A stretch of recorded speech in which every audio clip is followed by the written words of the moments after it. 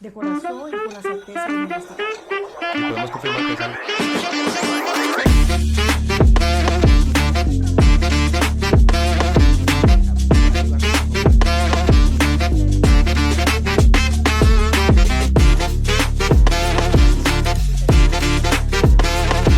La capacidad de adaptación. La capacidad de adaptación.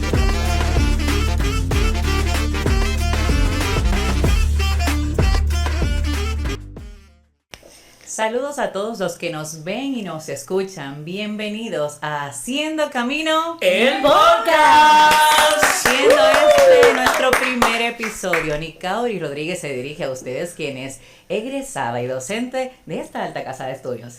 Y mi nombre es Harold Leclerc, egresado de Comunicación Social, y me privilegia estar aquí hoy con todos ustedes desde el estudio audiovisual de la Facultad de la Escuela de Comunicación Social.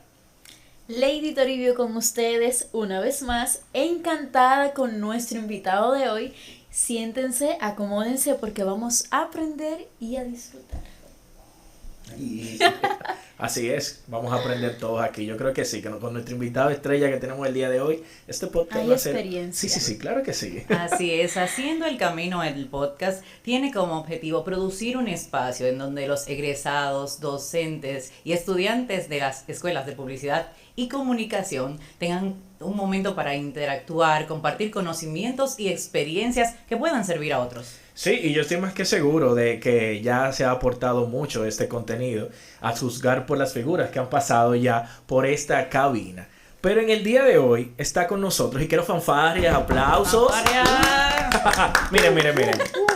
Es locutor, tiene una voz exquisita, maestro de ceremonia, relacionista público, Dios. consultor de comunicación, cuenta con 2 licenciaturas en comunicación y ha tenido mucho educación, tiempo. tiene 2 maestrías, una en diplomacia y derecho internacional y la otra en dirección y gestión pública local, con énfasis en proyectos de desarrollo local, así como formación en otras áreas del saber. Así que aquí va a haber mucha tela que cortar. Basta. Y demos un fuerte aplauso a Néstor Esteves. Dios mío, Increíble. qué susto. Néstor. Esto está increíble, o sea, yo estoy súper emocionada, pero yo quisiera empezar por lo primero, como dicen. Yo me imagino que todo estudiante de comunicación y egresado tiene esa pregunta por su bastante experiencia en el tema. ¿Cómo inicia usted en la comunicación? ¿Cuáles son esos primeros pasos? ¿Qué lo impulsa en la comunicación? Ay, Dios mío. Esos pequeños pininos, ¿eh? A ver cómo cuento esto. Bueno, lo primero es que comparto un abrazo con ustedes y con toda la audiencia también. Y yo, pues, feliz de que ustedes me hayan dedicado este rato. Sí. No, el El placer honor es de es nosotros. nuestro. El honor es de nosotros. Bueno, compartido, ¿qué le vamos a hacer? A ver, la comunicación me han dado persiguiendo permanentemente. Lo primero es que a mí me llamaba mucho la atención. Yo nací en una comunidad rural. Íbamos el domingo tempranito a la misa y cuando pasábamos frente a un lugar donde había la emisora, se alcanzaba desde la calle, se alcanzaba a ver a través de unos cristales unos señores que estaban hablando ahí. Y eso me llamaba grandemente la atención porque yo veía a esos señores hablando solos. Entonces, ¿Qué pasa aquí? ¿Qué es lo que está pasando acá? Explíquenle. Ahora, el misterio grande fue que cuando yo llegaba entonces a mi casa podía escuchar a esos señores a través de la radio y Interesante. eso como que me contagió. Eso me llamaba tanto la atención que yo, qué sé yo, como que quedé con una deuda con ese tema. Ya después se viabilizó el asunto porque mi madre me fue durante muchísimos años, ahora ya está tranquila en la casa, pero durante muchísimos años fue la catequista de la comunidad. Entonces yo soy su primogénito. ¿Y qué ocurrió? Que cuando hice la primera comunión, ella delegaba en su primogénito cuando no podía para impartir la catequesis. Solo usted. Ese fue mi primera osadía para hablar en público.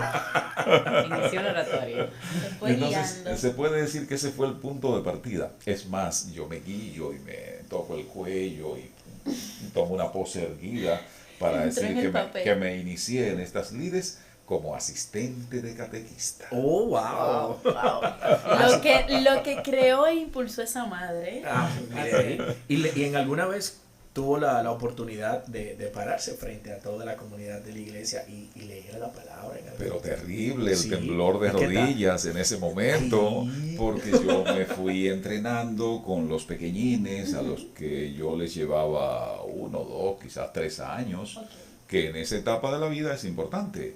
Ellos tendrían 8 y yo 11, ya yo era casi un adulto, entonces, ante los niños. El líder. Entonces, eran, qué sé yo, era un equipito pequeño, quizás 7 chicos, no recuerdo, ¿no? Hace mucho tiempo. Pero ya después en la iglesia leyendo ante posiblemente 300 personas, eso me provocó un temblor de rodillas muy serio. Se disimuló porque, no sé, el público como que no se dio, alguien se daría cuenta de eso. Su voz. Pero su no voz. fue tan evidente, yo un poco intenté controlar las cosas, leí lo que estaba ahí, dije esto es palabra de Dios y me retiré. Ay, ay, ay. ¿Y qué herramientas y estrategias consideras que han sido importantes en cada una de tus facetas a nivel de tu desarrollo de la carrera? Bueno, el punto de partida fue, digamos, muy estimulante para mí. ¿Por qué? Porque lo número uno, para sentir seguridad, que es lo que ayuda a combatir eso que mucha gente llama miedo escénico, hay otros muchos nombres para ahí, para referirse al tema, aunque yo defiendo que eso no existe. Es decir, no, eso solo existe en la cabeza de quien lo siente. Nada Es más. así. Nada más. Si es muy evidente cómo sientes el miedo, entonces es posible que se den cuenta. Porque te flaquea la voz, porque te sudan las manos, porque se nota que tiemblas, por lo que sea. Se dan cuenta. Pero de lo contrario, solo existe en la cabeza de quien lo siente. Y nada más. Interesante. Entonces, retomando un poco lo que me preguntabas, yo pienso que comencé con algo estimulante porque, número uno, comencé hablando de lo que sabía. Es decir, yo acababa de hacer la primera comunión, entonces me sabía el catecismo, pero así, y era de eso que estaba hablando. Entonces, hablar de lo que uno sabe, eso da una fortaleza extraordinaria. Y recomiendo entonces tomar en cuenta en contravía, de lo que no sabes, no te atrevas a hablar en público. Número uno, Importante. porque es posible que en el público haya alguien que sí sabe. Que tenga el expertise. Entonces se va a dar cuenta de una vez y dice, oye, este es lo que ¿Qué está es lo que diciendo, te- pero ¿de dónde lo sacó? Tremenda, bro. Y se ríen de ti, Sí. se burlan de ti, todo eso. Entonces, número uno, eso. Habla solo de lo que sabes. Y eso ya te va a dar una seguridad extraordinaria. Hay otras técnicas también que tienen que ver con eso.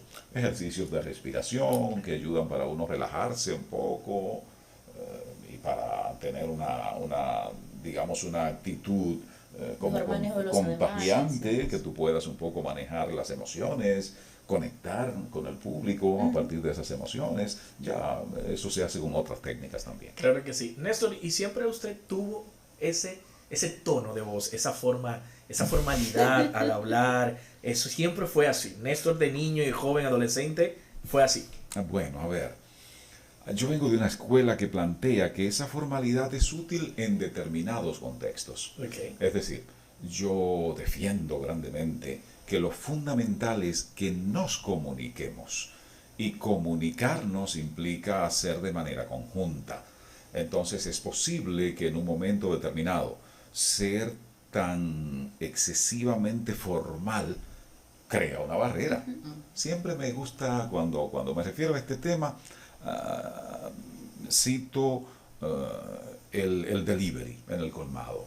Si tú llamas al colmado y dices, yo quiero 5 plátanos, 3 amarillos y 2 verdes. Y por favor, además de eso, un poco de vinagre, otro poco de aceite y otro poco de sal. Salamito. Me imagino el Quien te colmadero. escucha en el colmado va a decir, ven acá, pero este me está relajando, ¿qué es lo que pasa? Él se está burlando Esto es una de broma. mí. Y hasta te dejan y no te hacen caso. Y te hacen el envío quizás 3 horas después.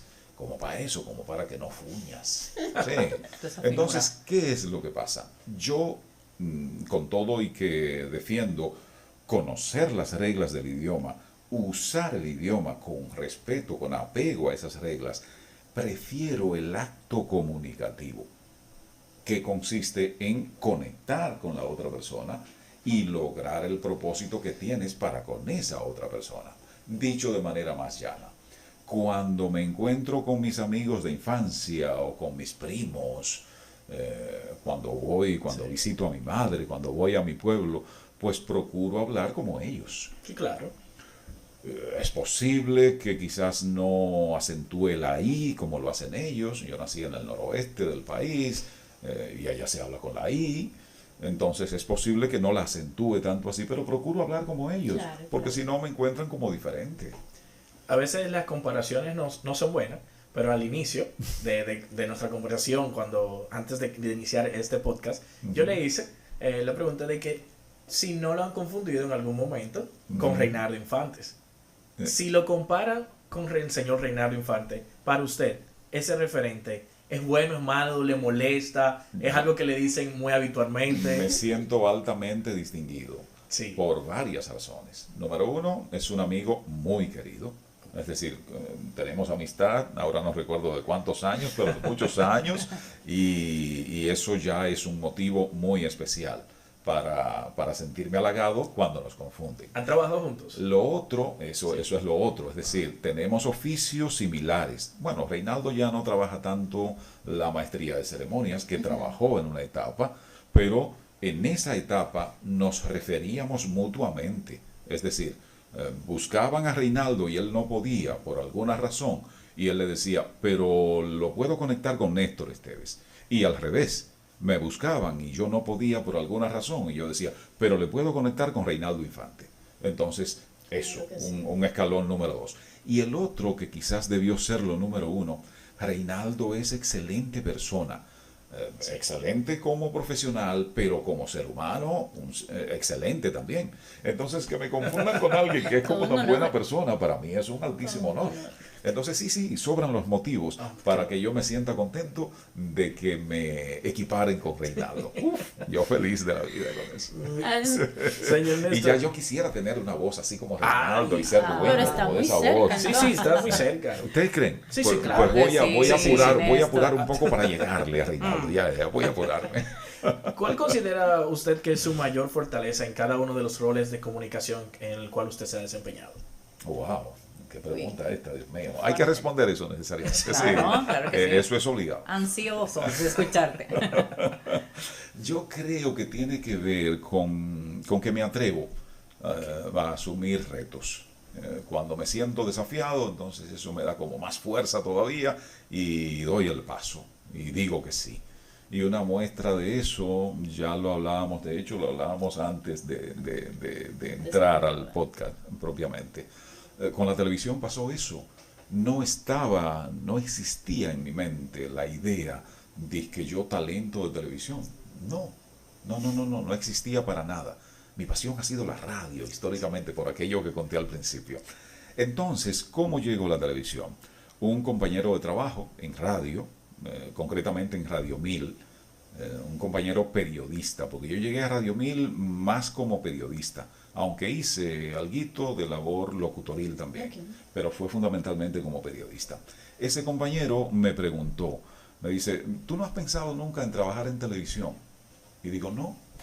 Dice, ¿pero te gustaría? Digo, me atrevo.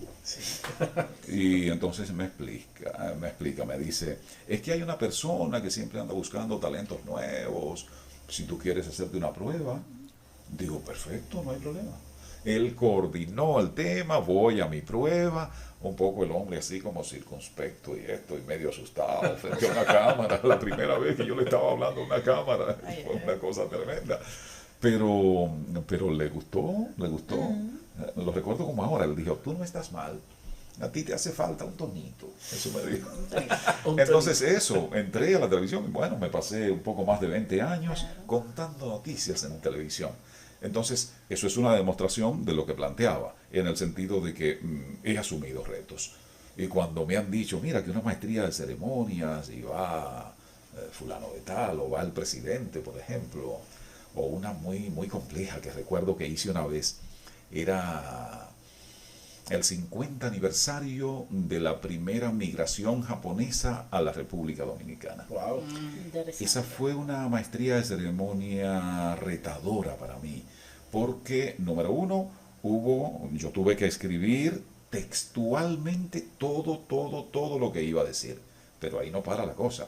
Ese texto inicial fue traducido al japonés y enviado a Japón para que allá entonces se revisaran a ver si estaban de acuerdo con que eso se dijera en ese lugar, para después de aquella revisión enviarla para acá y traducirla otra vez al español para que yo me guiara con ese texto. Pero al mismo tiempo, Yumiko Seto, una amiga muy querida japonesa, bueno, de ascendencia japonesa, pero dominicana, condujo en japonés. Entonces que era así. A la par. Eso, era a la par el asunto. Entonces, es como lo que recuerda un poco más complejo que he tenido que hacer, como respetando cada pasito, cada cosa. Y bueno, pues salió Don bien. Néstor y los nombres ahí. Porque, ay, quiero eso es un imaginar eso. En problema. japonés. Sí, en japonés esos nombres. Bueno, está la ventaja de que quizás uno no logra el acento de ellos y eso, pero un poco castellanizándolo, Claro. lo va diciendo los Y lo nombres. lo Sí. comprenden porque usted no es japonés. Exactamente. Pero Y ya total, saben, ¿eh? total, estaba entonces mi compañera de co-conducción ahí, que sí lo diría como perfectamente como había que decirlo. Y en esa misma línea de los retos, en los últimos años, Néstor, ¿cuáles han sido esos retos y oportunidades a los cuales te has tenido que enfrentar? Para mí el reto es permanente, porque yo me considero un permanente estudiante. Es más, si de una manera prefiero ser llamado, es estudioso de la comunicación fundamentalmente. De todo, prácticamente de todo lo que me encuentro que me llame la atención, pero teniendo como eje, teniendo como centro la comunicación. Entonces, qué sé yo, me animé por una maestría que está pendiente de tesis, de comunicación estratégica, pero ahora me estoy doctorando en comunicación, lo cual implica asumir un reto, pero tremendo, extraordinario. Porque sobre todo quien decide doctorarse y lo hace en serio, no es solo porque voy a tener el título y queda bonito ese DR punto antepuesto en tu nombre. Bueno, si es eso, ok, haz lo que sea y como te salga. Ahora, si lo asumes en serio, es decir, si asumes el doctorado como ese proceso de formación para ser investigador científico y para, a partir de la investigación, compartiendo los hallazgos, hacer aportes a la sociedad, hacer aportes a la ciencia, eso es un reto. Claro. Y grande, de verdad. Entonces es quizás como el más reciente de los retos. Pero cuando se vive como procuro vivir, la vida te reta permanentemente. Porque, qué sé yo, conducir, por ejemplo, por primera vez para un cliente una actividad, que es posible que tenga referencias tuyas porque asistió a una actividad que tú condujiste, porque vio un video, una transmisión en vivo quizás de una actividad, o porque alguien le contó. Pero bueno, desde el punto de vista mío, es un reto. ¿Por qué? Porque yo procuraré satisfacer las expectativas de ese cliente Totalmente. y preferiblemente quedar por encima de sus expectativas. Eso, entonces, yo lo asumo como reto. Y es algo que hago con altísima frecuencia. Entonces, es como que permanentemente yo estoy ante un reto. Y eso me hace sentir bien, eso me hace sentir como útil y me hace sentir, qué sé yo, hasta con menos edad. Edades. Hablando de edades. Hablando de edades, ¿verdad? Hablando de edades. No, para la edad de la piedra no me lleves. No. Como representante de la comunidad estudiantil A ver. y basándonos en su experiencia, yo quiero que usted me haga una comparación entre el Néstor de hace 10, 15 años y el actual en el desarrollo o en la visión que usted ha tenido de la comunicación en su carrera. Bueno, históricamente he tenido una visión crítica de la comunicación, históricamente. Número uno, yo agradezco grandísimamente, enormemente agradezco que mi bachillerato, que fue un bachillerato raro, yo soy bachiller en ciencias agrícolas. Ese es mi bachillerato. No lo esperaba. No, tampoco. Entonces eso, es decir, yo soy agrónomo. Sí. Sí. Wow. Durante me formaba en agronomía, y eso es lo que digo que agradezco enormemente, fue en un instituto, en aquel tiempo le llamábamos colegio, regido por curas jesuitas. Okay. Los jesuitas son así como los intelectuales de la iglesia, son unos estudiosos, pero entregados, con altísima pasión La high por sociedad de la por el iglesia. estudio. De hecho, el actual papa es jesuita. Entonces, al estudiar con jesuitas, eso como que en mí, si se quiere, me marcó grandemente. Mi pasión por el estudio, por el conocimiento, por buscar. En el ámbito jesuita se plantea, hay una expresión que es en la cosa y duro. Es decir, sobre el tema, no es con digresiones, no es con desviaciones, no es con distracción. No. Sobre el tema. Ahora, no es sobre el tema y sencillo, es sobre el tema y fuerte. Por eso en la cosa y duro. Gran esencia Es, la de la es frase. como se plantea. Entonces, ¿qué pasa? Eso me marcó mucho. Y me marcó mucho porque fue mi formación de bachiller, es decir, ese periodo entre mis 14 y mis 17 y algo, en ese tiempo. Además, ¿qué ocurrió en esa etapa? Que fue donde comencé a formalizarme en el estudio de la locución. Porque un cura que enseñaba en donde yo estudiaba agronomía fue que vio como ese potencial en mí y me preguntó, el padre Roberto Alonso, me preguntó, ¿te gustaría hacer un curso de locución? Y yo, históricamente, aceptador Pero es que de toda retos, su historia de la aceptador comunicación retos. surgió en la iglesia. En la iglesia, en la parte religiosa. Claro. Entonces le dije que sí al padre Roberto. Y ahí comencé a hacer mi primer curso de locución. Digo comencé porque coincidió con yo iba de tercer a cuarto año de mi formación en agronomía, debía ir a hacer la pasantía, para ese tiempo era prioridad. Entonces eso hizo que yo interrumpiera esa formación ahí, en ese momento. Pero con esto, ¿qué es lo que quiero decir? Reconectando con la Sí, pregunta. Es decir, la influencia jesuita en mí en esa etapa de mi vida y que me iniciara formalmente en la locución, es decir, me adentrara en la comunicación, por lo pronto en un área de la comunicación en sentido general, también de manos de un jesuita. Eso hizo que yo despertara o alimentara quizás ese sentido crítico. Entonces, por eso históricamente con la comunicación yo voy un poco como con el sentido crítico. Si me preguntan por escuelas, quizás con la escuela de Frankfurt, Jürgen Habermas y su acción comunicativa. Aprendan aquí, Yo me siento... ¿Escucharon, Anoten el nombre, Y ustedes no se excusan, disculpen. La calidad de nuestros invitados Es decir, esta y me clase. pongo así cuando hablo de eso, cuando hablo de Habermas, por ejemplo. Pero si viéramos un poco de influencia latinoamericana, también con teóricos de la comunicación de América Latina, Luis Ramiro Beltrán, y podríamos seguir por ahí con Néstor Canclini, García Canclini. Eso, entonces yo pienso que los aportes de ellos a la comunicación también alimentan en mí ese sentido crítico de la educación.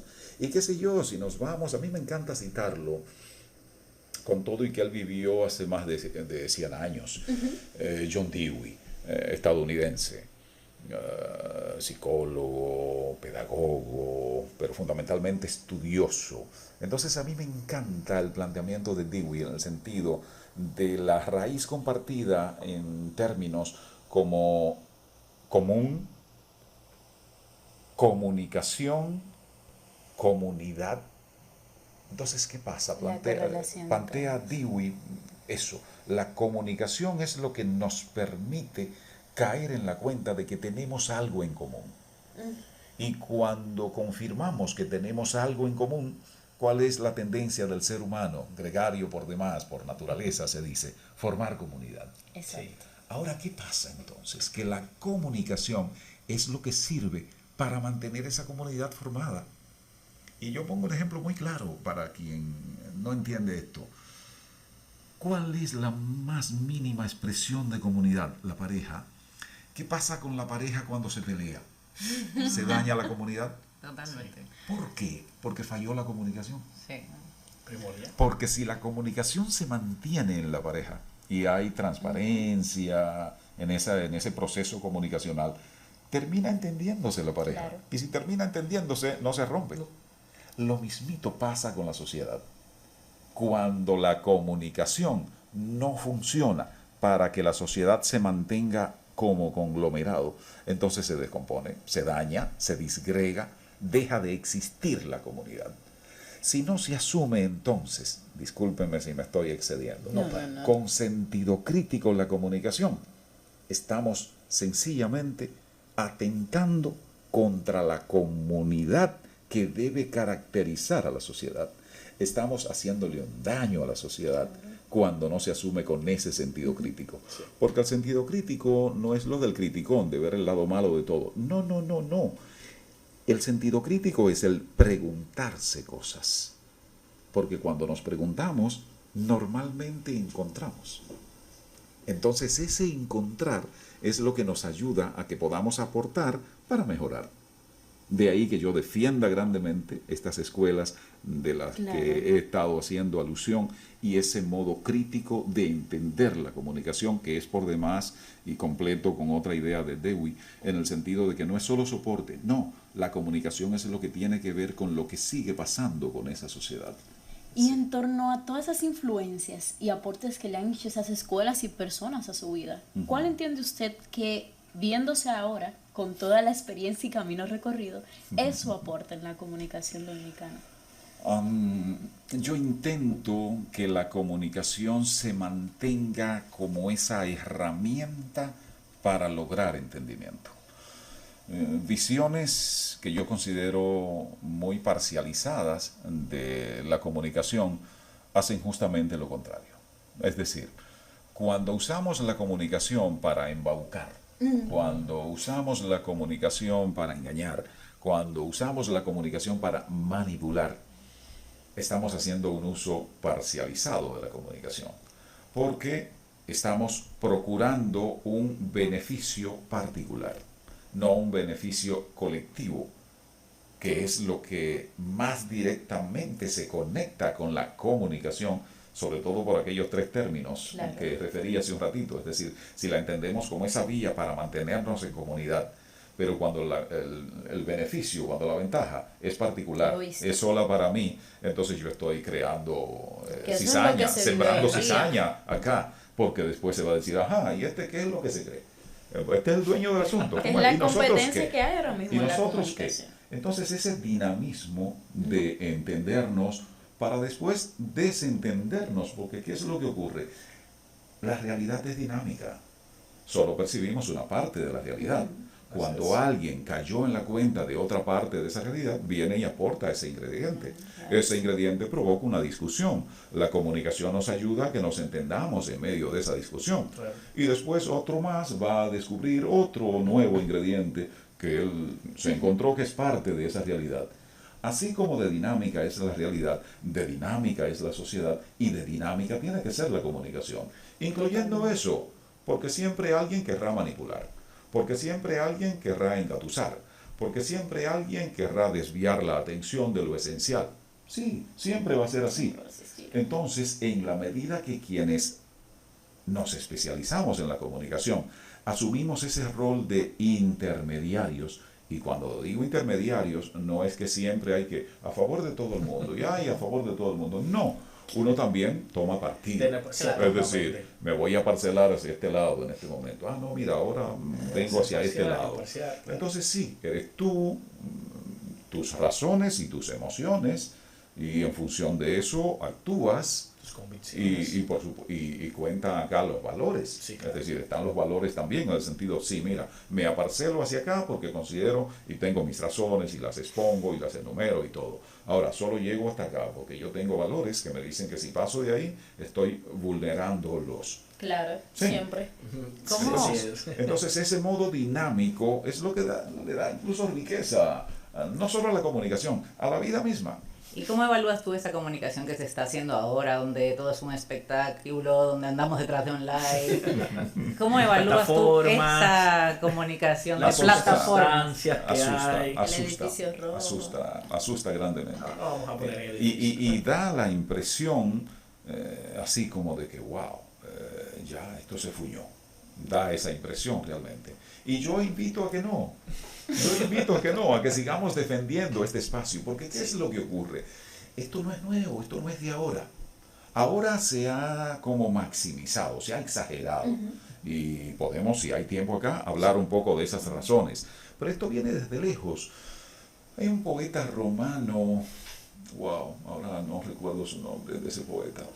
Él fue el que rescató una expresión que heredamos de la vieja Roma, que es esto de pan y circo. Sí, no es más que un modo de este poeta retratar lo que ocurrió en un periodo ya decadente del Imperio Romano. ¿Por qué? Porque el emperador en ese momento estaba dedicando demasiado dinero, muchos recursos a la construcción de obras, y eso hizo que se descuidara la atención a las personas. Cuando se dio cuenta y cayó en la cuenta entonces de que estaba amenazado su puesto, ¿qué fue lo que hizo?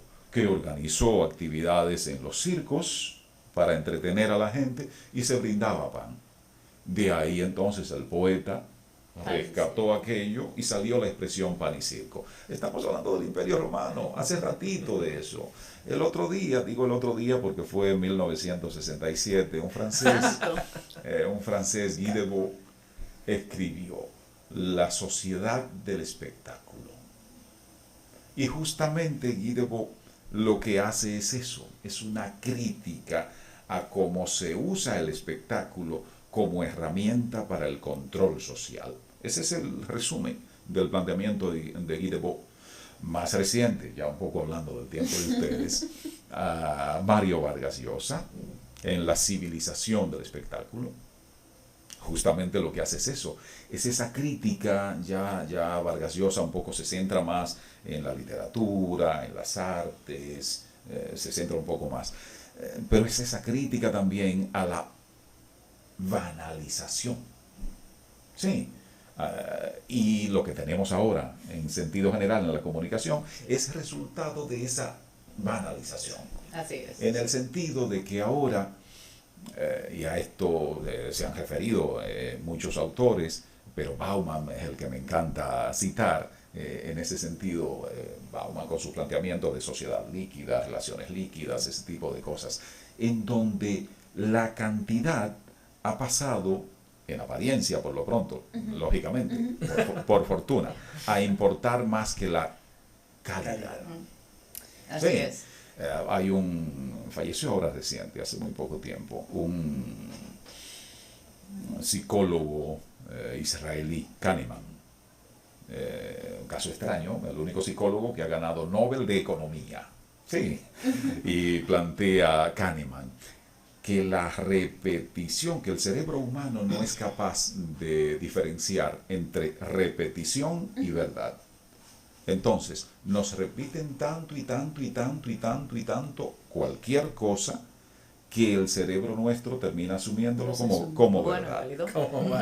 Ese es el truquito que ahora han encontrado algunas personas que enfocan la comunicación con otros propósitos, no con los que yo estoy defendiendo y promoviendo, sino con otros propósitos muy particulares, por cierto, y con unos intereses marcados, por cierto, se encargan de repetir como herramienta para banalizar. Pero se encargan, y aquí viene lo de Bauman, de temas que a lo largo de la humanidad han sido de tratamiento privado, sacarlo a lo público, como modo de llamar la atención.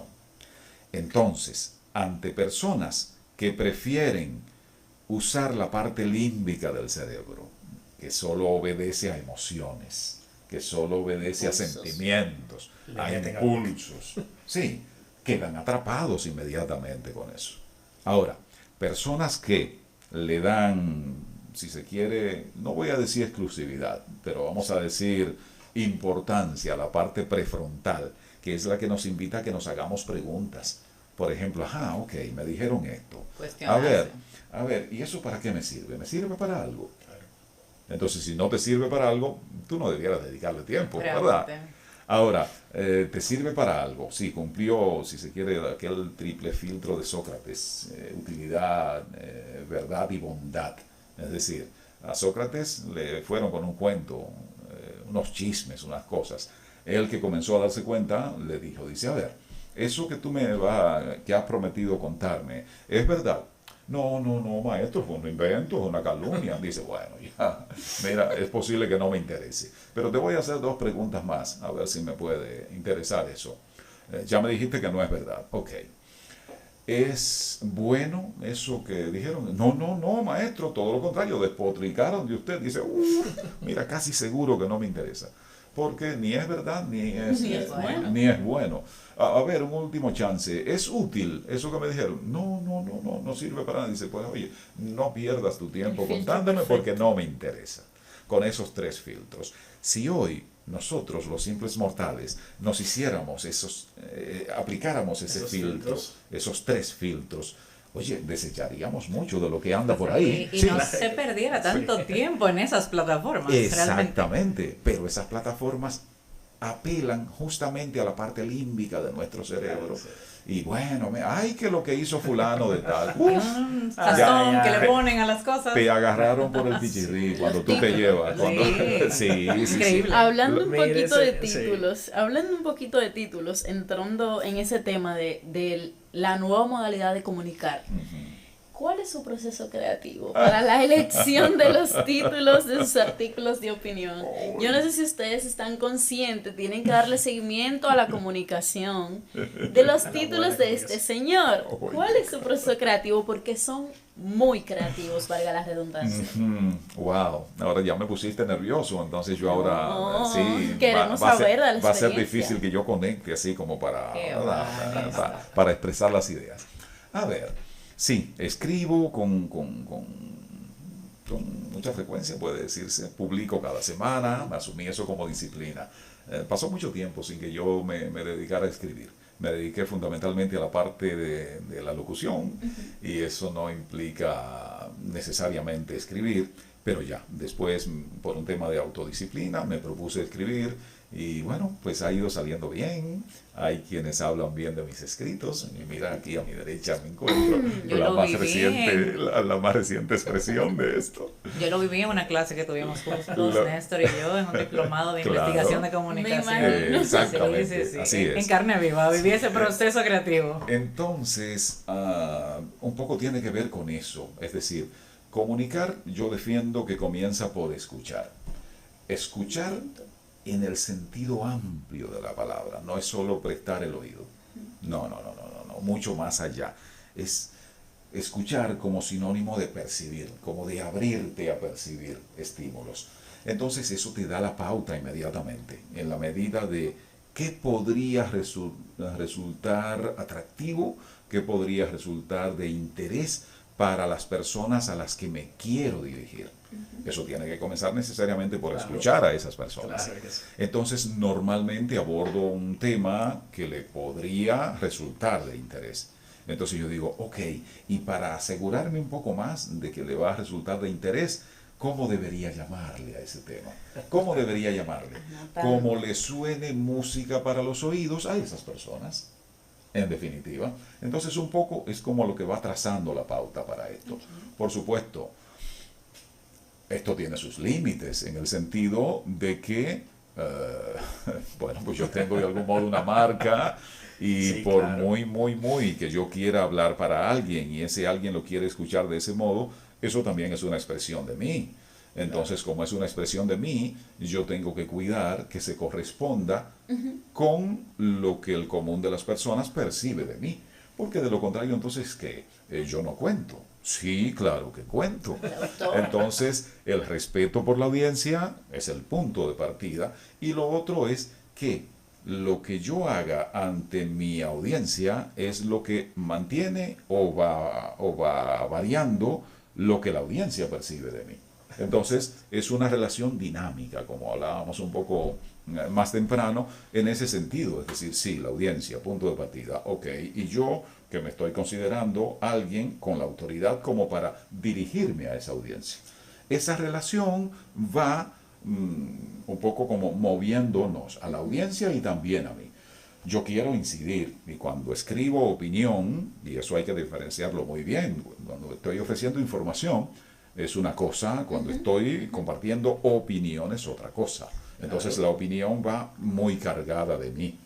Exactamente. Entonces esa relación dinámica yo pienso que caracteriza ese proceso creativo, ya que tú le has querido llamar. Señor Néstor, y una pregunta, sabemos que usted ha elaborado en muy buenos medios de comunicación y con figuras muy destacadas.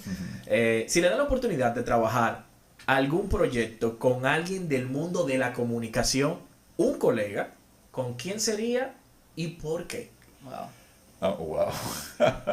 Uno solo. No quiero provocar celos. No provoque celos, pero Tiene- cuéntenos. Justifique con Aquí. que se va con la orientación del contenido. Aquí en Haciendo Camino al Podcast, cuéntenos. Me he asustado. Bueno, hablamos de Reinaldo un poco más temprano. Y Claro, sí, yo me venga. identifico mucho con cómo piensa, con cómo opera, con los valores que caracterizan a Reinaldo. Y trabajar con Reinaldo es un deleite. Pero qué sé yo, para hablar de generaciones Ay, ay, ay. quizás más recientes también. Margaret Rodríguez, que presenta noticias en SIN el fin de semana. Trabajar con Margaret, eso es un deleite, eso es un disfrute. Exquisitez. Mi amiga hermana Yolanda Yolanda Mañán presentó noticias durante mucho tiempo. Y Yola es una amiga súper querida y hemos hecho trabajo juntos. Pero qué sé yo, hablar de Ana Rosina Troncoso, hablar de Elisa Mariot. Es una lista que se haría larga. Yolanda es mi madre en esa partecita de la comunicación. Pues oye, Sí, tienes una influencia que Sí. debes aprovechar Pues Fue la y que me una- esas pataditas de empujoncito como que... y una influencia que te compromete a ser extraordinariamente bueno. Así es. Uno de mis deseos es ese, leer noticias en televisión, así que me voy a encaminar un chin por ahí, por esos referentes Ajá. que has Ah. mencionado. Es difícil leer noticias. Bueno, Y quedamos un ya, consejito, a mí no por me favor. gusta, a mí no me uno quizá ni gusta. cabe 5 puede dar, ¿no? ¿Verdad? Sí. 5 consejitos a Aquí estos va, jóvenes y a aquí- nosotros también. Aquí va el primero. A mí no me gusta ese nombre para ese oficio. No. Es decir, una cosa es leer noticias en televisión y otra cosa es contar las noticias por televisión o decir las noticias en televisión. Desmenuce. Es más, ahí yo abuso del idioma en este sentido. A mí me encanta llamarle a ese oficio decidor de noticias. No existe decidor Es una en palabra castellano, constitucionalizada por pero usted. me dio el deseo de inventar Una palabra nueva para nuestro Yo tengo léxico. otras inventadas Ah, por ¿sí? ahí. Ah, claro. yo Tenemos soy- que escribirle a la Real Academia. Sí. Yo, por ejemplo, soy un promotor del WhatsApp abrazo. Ok. Es decir, WhatsApp se usa tanto ahora. Y yo soy un promotor y practicador del abrazo. Y de eso podríamos hacer otro podcast. Disponible. Solo de abrazología. Nada más de eso. Entonces, por eso yo me inventé el WhatsApp abrazo. Es un ¿Cómo abrazo, es eso? un abrazo enviado por WhatsApp. Ey. ¡Ey! Oíste, hemos aprendido muchas cosas hoy. Y con esa gran anécdota Pero- y con un fuerte aplauso, vamos a despedir a nuestro querido Néstor. No, señor, porque No. yo debo, no, todavía. Sí, eran Deme un par de 5 segundos, consejos. porque había Perdón, consejos. sí, Número sí. 1, no le vamos Producción, a espérense. ese oficio le vamos a llamar no lector. No, Ok. es alguien que cuenta las noticias. Porque ¿qué es lo que pasa? Leer lo hace cualquiera que sepa leer. Claro. Y ya. Un teleprompter y ya. Ahora, pones un sello, marcas una diferencia cuando dices las noticias. Entonces, decir las noticias es lograr lo que en lectura llamamos niveles de lectura. Hay un primero que es lectura comprensiva, hay un segundo que es lectura punteada, hay un tercero que es lectura enfatizada y hay un cuarto que es lectura libre. Cuando tú manejas el nivel de lectura libre, tú tienes un texto y lo tienes en el teleprompter. Ahora tú lo estás diciendo. ¿Por qué? Porque tú sabes lo que estás diciendo. Lo interpretas Y si también. tú estás diciendo una noticia que alimenta la esperanza, tú lo dices lleno de esperanza. Es una que promueve la alegría, lo dices alegre. Es una noticia que parte el alma, tú lo dices así casi llorando. Casi se te están saliendo las lágrimas. Casi te falla la voz para decirla. Entonces eso es decir noticias. Sí. Entonces, ok, de ahí se desprenden los otros consejos. Número 1, No leas a primera vista, a menos que es algo que acabó de ocurrir y lo estamos diciendo ahora. No, revisa tu texto primero para que te compenetres. Claro. Es más, un truquito aquí regalado, así, pero de regalo, de A regalo. ver. Anoten, Después anoten. de revisar ese texto, a ese texto ponle un nombre con una sola palabra. ¿Cuál palabra? Una palabra que evoque sentimiento. Alegría, tristeza, esperanza, humildad, Desolación. impotencia, Dolor, desolación. Es decir, ponle eso. Y ya tú sabes inmediatamente cuál es el sentimiento del que debes cargar Claro. esa información cuando la estés diciendo. Tomen nota, ¿Qué va a provocar eso? Que cuando estés enfatizando, tu énfasis fundamental estará cargado sobre la palabra que conecta con ese sentimiento. Entonces yo pienso que de truquitos ya va bien. Los otros ya los podríamos ver en otra sesión. Y para los Además el comunicadores. tiempo se está terminando. ya. Para comunicadores en sentido general, un consejo que tú les des. Oiga, comunicar comienza por escuchar. Entonces comience enterándose de cómo se expresa y cuáles son las aspiraciones y cuáles son los sufrimientos, pero también cuáles son las alegrías de las personas a las cuales usted se vaya a dirigir en un momento determinado. Teniendo eso claro y teniendo claro sobre qué usted quiere hablar, y por supuesto que sea un tema que usted maneje, ya lo otro es un asunto de fluir. Claro. Y lógicamente hay que tener un poco de claridad, bastante claridad, de qué queremos conseguir con esto, porque hay un ciclo muy importante en estas lides de la comunicación. Los seres humanos reaccionamos ante estímulos visuales, auditivos, de diversa clasificación. Entonces, ¿qué ocurre? Nuestra reacción se convierte en otro estímulo, porque dependiendo de lo que alguien percibe de esa reacción tuya, esa persona va a tener una impresión de ti. Es decir, ese mensaje ya se fue en automático, ni siquiera lo dijiste, solo alguien percibió algo de ti. Claro. Eso va a provocar entonces sentimientos. Dependiendo cómo se sientan esas personas, van a actuar. Y esas actuaciones tienen consecuencias. Y esas consecuencias vuelven a ti. Entonces ese ciclo hay que tomarlo en cuenta al momento de comunicar. Cuando tú dices comunicar y no tomas en cuenta ese ciclo que se da, esa especie de círculo, entonces tú sueles terminar enredado en las patas de los caballos, como decimos por ahí. Y realmente quizás está siendo usado en tu buena voluntad, en tu buen deseo. Por eso, por no caer en la cuenta de las implicaciones que tiene el oficio al que te estás dedicando. Cuídalo para que te dure mucho. Ahora sí, con ese excelente. maravilloso consejo y con un fuerte aplauso, despedimos a Néstor, nuestro invitado del día de hoy en este episodio de Haciendo Camino, el podcast. Finalizamos agradeciendo esta entrega a Néstor por grandes consejos, por esta maravillosa entrevista que nos diste a todos y estos maravillosos consejos que nos diste. Y fue un honor, tanto para nosotros, para quienes nos van también Yo a ver. necesito segunda parte porque son demasiadas cosas. Saludando también y no dejando de agradecer también a las personas que nos van a ver a través de YouTube, a Spotify y Patreon. Además de nos pueden ver a través de RNN2, Canal 67 en Claro, y Altiz los jueves a las 2:45 p.m. Y tenemos una repetición los sábados a las 5:15 p.m. No me lo pierdo, ¿eh? Ah. No me lo pierdo. Por El favor. honrado he sido yo. @Néstor Esteves. Ey, por ahí me cuentan. Así que ya saben, estén atentos porque cada 15 días entregamos un nuevo episodio. No se lo pierdan y juntos sigamos haciendo camino. Bye.